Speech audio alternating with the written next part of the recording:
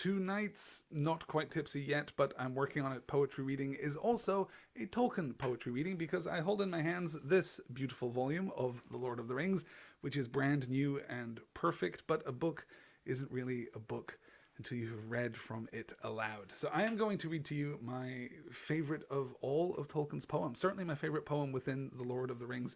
I'm going to read Eärendil Was a Mariner. This is the poem written by Bilbo during his long stay at Rivendell, though he had some assistance. We're told that Aragorn helps him out a little bit with the details here for this poem.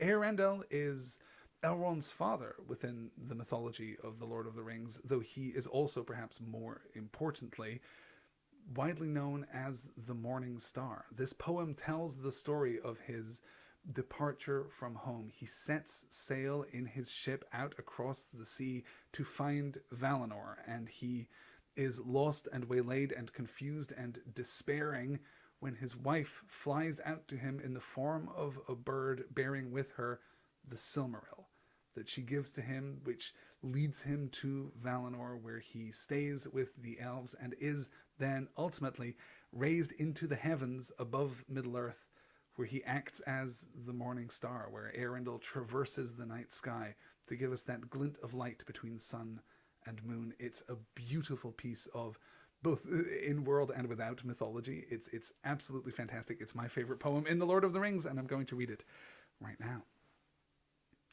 Eärendil was a mariner that tarried in Arvernian. He built a boat of timber felled in Nimbrethel to journey in. Her sails he wove of silver fair, of silver were her lanterns made. Her prow he fashioned like a swan, and light upon her banners laid. In panoply of ancient kings, in chained rings he armoured him. His shining shield was scored with runes to ward all wounds and harm from him. His bow was made of dragon horn, his arrows shorn of ebony. Of silver was his habergeon, his scabbard of chalcedony.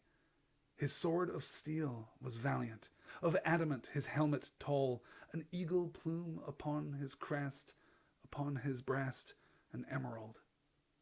Beneath the moon and under star he wandered far from northern strands, bewildered on enchanted ways beyond the days of mortal lands, from gnashing of the narrow ice where shadow lies on frozen hills, from nether heats and burning waste he turned in haste, and roving still on starless waters far astray, at last he came to night of naught, and passed, and never sight he saw of shining shore nor light he sought.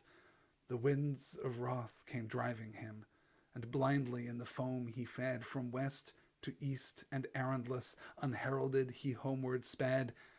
There, flying, Elwing came to him, and flame was in the darkness lit, more bright than light of diamond, and fire upon her carcanet. The Silmaril she bound on him, and crowned him with the living light, and dauntless then with burning brow he turned his prow, and in the night the other world beyond the sea, there strong and free a storm arose, a wind of power in Tarmanel. By paths that seldom mortal goes his boat it bore with biting breath, as might of death across the grey and long forsaken seas distressed. From east to west he passed away.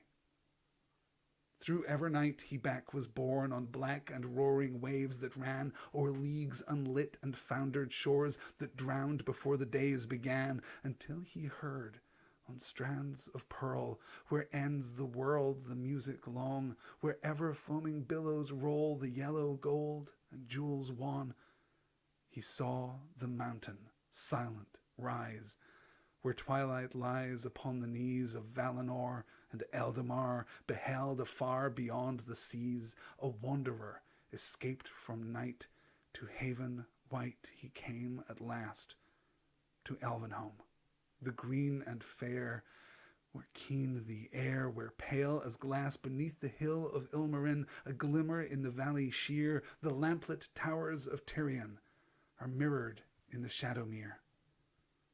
He tarried there from errantry, and melodies they taught to him, and sages old him marvels told, and harps of gold they brought to him. They clothed him then in elven white, and 7 lights before him sent, as through the Calicarian to hidden land forlorn he went.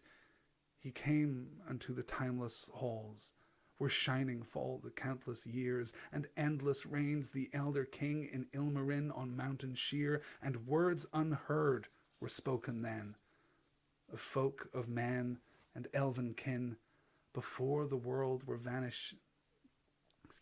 before the world were visions showed, forbid to those who dwelled therein. A ship then new they built for him, of mithril and of elven glass, with shining prow, no shaven oar, nor sail she bore on silver mast. The Silmaril, as lantern light and banner bright with living flame, to gleam thereon by Elbereth herself was set, who thither came, and wings immortal made for him, and laid on him undying doom, to sail the shoreless skies and come behind the sun and light of moon, from Evereven's lofty hills, where softly silver fountains fall. His wings him bore a wandering light beyond the mighty mountain wall. From world's end then he turned away, and yearned again to find afar his home, through shadows journeying, as burning as an island star on high above the mists he came, a distant flame before the sun, a wonder ere the waking dawn, where grey the Norland waters run. And over Middle-earth he passed, and heard at last the weeping sore of women and of elven maids in elder days, in years of yore. But on him mighty doom was laid, till moon should fade, an orbed star to pass, and tarry never more on hither shores where mortals are. For ever still a herald on, an errand that should never rest, to bear his shining lamp afar, the Flammifer of Westerness. That is Eärendil Was a Mariner, and I hope you enjoyed it as much as I do. Cheers.